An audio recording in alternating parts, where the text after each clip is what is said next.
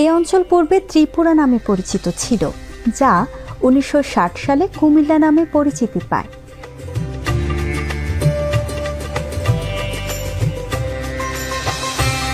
জেলাটির উত্তরে ব্রাহ্মণবাড়িয়া ও নারায়ণগঞ্জ, দক্ষিণে নোয়াখালী ও ফেনী, পূর্বে ভারতের ত্রিপুরা, পশ্চিমে চাঁদপুর ও মেঘনা নদী।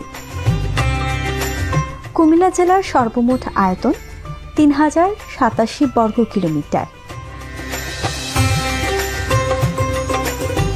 জেলাটি আয়তনে বেশ বড় হওয়াতে কুমিল্লাকে উত্তর ও দক্ষিণ দুই ভাগে বিভক্ত করা হয়েছে। মোট নির্বাচনী এলাকা 11টি, উত্তরে 5টি এবং দক্ষিণে 6টি, মোট 11টি আসন।